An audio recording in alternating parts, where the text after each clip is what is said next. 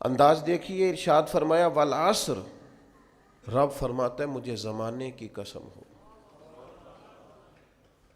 اللہ کو بھی قسم اٹھانے کی ضرورت ہے، مالک کریم کو بھی کیا حاجت ہے کہ وہ قسم اٹھائے، لیکن تاکید کر کے بات ذہن میں اتارنے کے لیے۔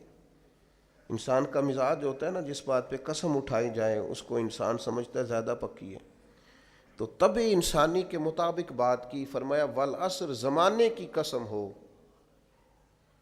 انسان کو پیدا کرنے والا رب قسم اٹھا کے انسان کی ایک بات کرتا ہے، والعصر، مجھے قسم ہو زمانے کی، ان الانسان لفی خسر۔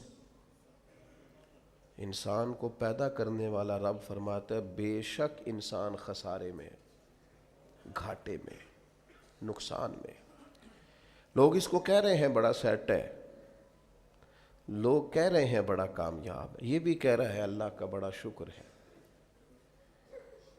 لیکن پیدا کرنے والا رب، انسان کو بنانے والا، اس کو جاننے والا رب فرماتا ہے مجھے زمانے کی قسم ہو یہ نقصان میں ہے۔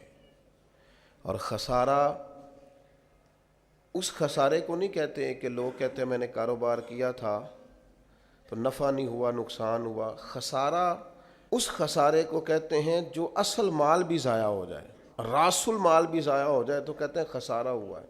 یعنی اس کے پاس جو تھا اس میں بھی یہ خسارے میں، کہ یا اللہ سارے خسارے میں ہے؟ فرمایا نہیں، الا الذین آمنوا، جن میں 4 صفتیں پائی جائیں وہ نہیں خسارے میں۔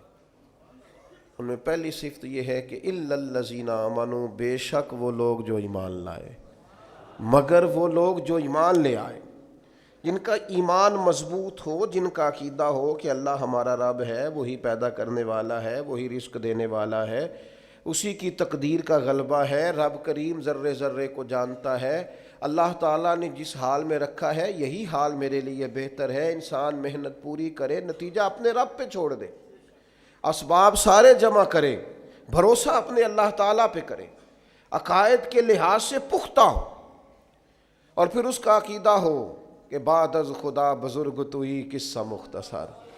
کائنات میں سب سے عرفہ والا، عظمتوں والے، شانوں والے، بلندیوں والے، رفتوں والے، کائنات کے امام، نبیوں کے امام، رسولوں کے امام، فرشتوں کے امام، محبوب مطلق اگر کوئی ہے تو جناب محمد الرسول اللہ ہے صلی اللہ تعالی علیہ وسلم۔ سب سے اولا ہو اعلیٰ ہمارا نبی، سب سے بالا ہو اعلیٰ ہمارا نبی، اپنے مولا کا پیارا ہمارا نبی، اور دونوں عالم کا دھولا ہمارا نبی۔ نظریاتی پختگی حاصل ہو، عقائد پختہ ہو، ایمان میں عقائد پوری طرح داخل ہے، عقائد اہل سنت کا پابند ہو بندہ۔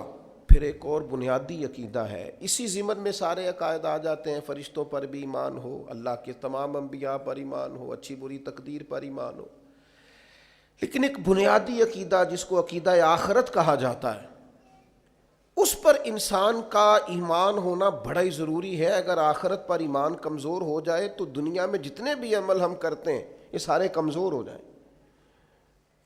یہ جو لوگ ڈپریشن میں، ٹینشن میں، انزائٹی میں چلے جاتے ہیں اور ایک بات بار بار کرتے ہیں کہ میرے ہی ساتھ ایسا کیوں ہوتا ہے، آخر بڑی ہی کوشش کے بعد میں ہی ناکام کیوں رہ گیا، تو انہیں بتایا جائے گا کہ کامیابی پتہ کیا ہے؟ لا یستوی اصحاب النار و اصحاب الجنہ، اصحاب الجنت هم الفائزون۔ جنتی اور جہنمی برابر نہیں ہیں، کامیاب وہ ہیں جنہیں اللہ تعالیٰ نے اصحاب جنت بنایا ہے۔ جو جنتی ہیں وہ کامیاب ہیں، جس کو اپنی آخرت کے تعلق سے اللہ تعالیٰ نے فکر سلیم دی ہے، راہ ہدایت دی ہے، اعمال حسنہ پر استقامت دی، اور وہ سمجھتا ہے کہ میں محنت اپنی آخرت کو ٹھیک کرنے کے لیے کر رہا ہوں، جد و جہد میری اپنی قبر کے لیے، حشر کے لیے، آخرت کے لیے۔ آخرت پر جس بندے کی توجہ ہے وہ بندہ کامیاب ہے۔ اس لیے دنیا میں اگر دنیاوی طور پر کوئی ناکامی آ بھی جائے تو کوئی اتنی بڑی ناکامی نہیں ہے، اس لیے کہ اصل کامیابی آخرت کی کامیابی۔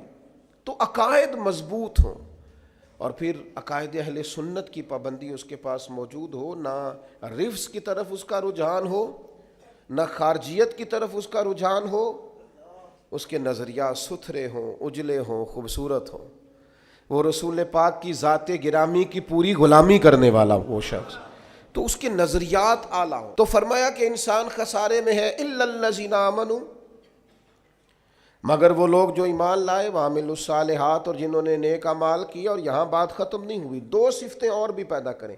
یہ دو باتیں ان کی اپنی ذات تک تھیں، آمنوا وعملوا الصالحات، یہ دو باتیں ان کے اپنے لیے تھیں۔ اب وہ سوسائٹی کو کیا دیں؟ دو کام معاشرے کے لیے بھی کریں، وتواصوا بالحق، حق بات کی نصیحت کریں وہ معاشرے میں، خیر کی بات کی نصیحت کریں، وائرل باتیں نہ کریں۔ کہ آج کل یہ موضوع چل رہا ہے تو ذرا میں اس پر بولوں گا تو کچھ ویوز میرے بھی بڑھ جائیں گے، وائرل باتیں نہیں کریں وہ، وتواصوا بالحق، وہ حق بات کی نصیحت کریں، کلمہ حق کہیں اور حکمت کے ساتھ کہیں، ادعو الی سبیل ربک بالحکمہ، دانائی کے ساتھ کہیں، لوگوں کو سمجھانے کی نیت سے کہیں، کلمہ حق ان کی زبان پر آئے۔ اور میرے نبی پاک علیہ السلام نے فرمایا سب سے افضل جہاد ظالم بادشاہ کے سامنے کلمہ حق کہنا ہے۔ آپ حق کے ساتھ کھڑے ہوں، پھر آپ لوگوں کو امر بالمعروف کریں، پھر نہی عن المنکر کہیں، اور وہ بھی بندہ دیکھ کے نہیں۔ اگر امیر آدمی غلطی کر رہا ہے تو پھر آپ خاموش ہیں، اور کسی غریب کو کرتے دیکھ لیا ہے تو آپ نے دینی حکمت کو بھی پیش نظر نہیں رکھا اور اسے رسوائی کر دیا ہے، آپ نے اسے سخت ترین تکلیف سے گزار دیا ہے۔ حق بات کی نصیحت کریں، اور جو لوگ حق بات کہتے ہیں نا ان پر تکلیف بھی آتی ہے، تکلیف آتی ہی ہمیشہ حق کہنے والوں پر۔ تو چونکہ میدان لگایا ہے، اب حق میں نکلے ہو، اب تم نے سفر شروع کیا ہے تو بھائی پیروں پہ چھالے تو پڑیں گے، سفر کرو گے تو تھکاوٹ تو ہوگی، کوئی رستہ طے کرو گے تو گرد تو پڑے گی، اگر کسی سمت تیز دوڑو گے تو مخالف سمت سے ہوا تو تیز آئے گی۔